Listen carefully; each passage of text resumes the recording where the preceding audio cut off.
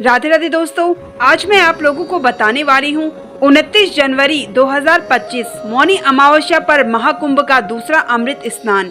जाने इस दिन स्नान और दान का महत्व और प्रयागराज में कब कब होगा अमृत स्नान।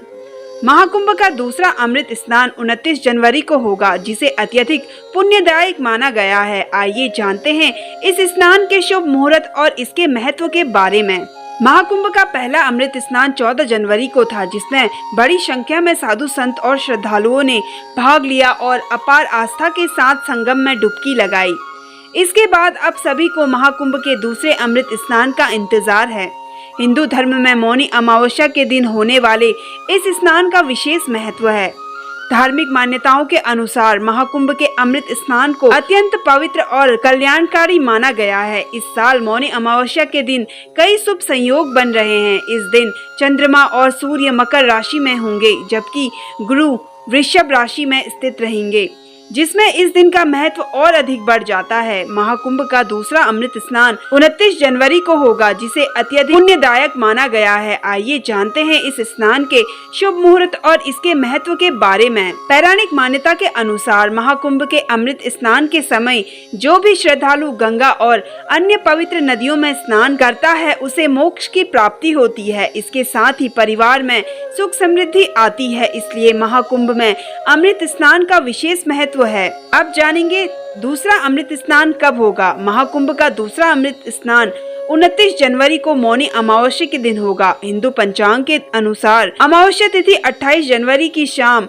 7:35 से शुरू होकर 29 जनवरी की शाम 6:05 पर समाप्त होगी। उदया तिथि के आधार पर मौनी अमावस्या का स्नान 29 जनवरी को होगा। इस दिन संगम पर भारी संख्या में श्रद्धालुओं के एकत्र होने की संभावना है। साथ ही जानेंगे स्नान और दान के शुभ मुहूर्त। मौनी अमावस्या के दिन स्नान और दान का विशेष महत्व है। इस दिन ब्रह्म मुहूर्त सुबह 5:25 से शुरू होकर 6:19 तक का रहेगा। इस दौरान स्नान और दान करना अत्यंत शुभ माना गया है। अगर ब्रह्म मुहूर्त में स्नान या दान संभव न हो तो सूर्योदय से सूर्यास्त तक भी यह किया जा सकता है। अब जानेंगे क्यों है 29 जनवरी का इतना महत्व।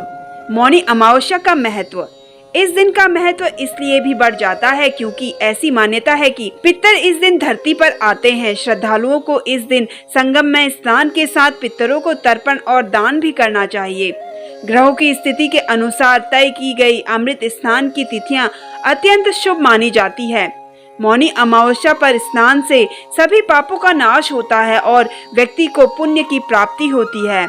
महाकुंभ का दूसरा अमृत स्नान श्रद्धा, विश्वास और धार्मिकता से परिपूर्ण एक महत्वपूर्ण अवसर है, जो सभी के जीवन में सकारात्मक बदलाव लाने का मार्ग प्रदान करता है। साथ ही जानते हैं महाकुंभ 2025 अमृत स्नान की तिथियां। 13 जनवरी सोमवार स्नान पौष पूर्णिमा, 14 जनवरी मंगलवार अमृत स्नान मकर संक्रांति, 29 जनवरी बुधवार अमृत स्नान मौनी अमावस्या, 3 फरवरी सोमवार अमृत स्नान बसंत पंचमी, 12 फरवरी बुधवार स्नान माघी पूर्णिमा, 26 फरवरी बुधवार स्नान महाशिवरात्रि। साथ ही जानते हैं चंद्रमा की इस गलती की वजह से लगता है महाकुंभ। जानिए पौराणिक कथा। हर 12 साल में एक बार कुंभ मेले का आयोजन होता है। इस बार कुंभ का आयोजन प्रयागराज में हो रहा है, जहां त्रिवेणी के संगम पर लाखों श्रद्धालु पवित्र संगम में डुबकी लगाकर पुण्य की प्राप्ति करेंगे। लेकिन क्या आप जानते हैं धरती पर कुंभ के आयोजन का श्रेय चंद्रमा को जाता है, जिनके एक गलती के कारण ऐसा हुआ। आज हम आपको कुंभ से जुड़ी एक रोचक कहानी सुनाने जा रहे हैं। जानिए चंद्रमा की किस गलती के कारण धरती पर हुआ था कुंभ मेले का आयोजन। अमृत मंथन और चंद्रमा की भूमिका। कुंभ मेले की उत्पत्ति का सीधा संबंध समुद्र मंथन से है। देवताओं और असुरों ने मिलकर समुद्र मंथन किया था, जिससे अमृत निकला था। इस अमृत को पाने के लिए देवता और असुरों में युद्ध छिड़ गया था। अमृत कलश को लाने की जिम्मेदारी सूर्य, चंद्रमा, गुरु और शनि को दी गई थी। चंद्रमा अमृत कलश को संभालते समय थोड़ा सा अमृत पी गए। चंद्रमा ने जब अमृत पिया तो कुछ बूंदें उनके मुंह से गिर गई। ये बूंदें धरती पर 4 स्थानों पर गिरी: प्रयागराज, हरिद्वार, नासिक और उज्जैन। मान्यता है कि इन स्थानों पर जहाँ जहाँ अमृत की बूंदें गिरी, वहाँ पवित्र नदियाँ बनने लगी और ये स्थान पवित्र हो गया। इन स्थानों पर स्नान करने से मनुष्य के सभी पाप धुल जाते हैं और उसे मोक्ष की प्राप्ति होती है। इन्हीं 4 स्थानों पर कुंभ मेला आयोजन किया जाता है। मान्यता है कि कुंभ मेले के दौरान इन स्थानों पर स्नान करने से व्यक्ति को अक्षय पुण्य की प्राप्ति होती है। कुंभ मेला सिर्फ एक धार्मिक आयोजन ही नहीं है, बल्कि यह भारतीय संस्कृति और सभ्यता का प्रतीक है। यह मेला लाखों लोगों को एक साथ लाता है और सामाजिक एकता का प्रतीक भी है। तो दोस्तों, कैसी लगी आपको ये जानकारी, कमेंट करके जरूर बताइए। और अगर आप मेरे चैनल पे नए हैं तो मेरे चैनल को सब्सक्राइब कर लीजिए। धन्यवाद।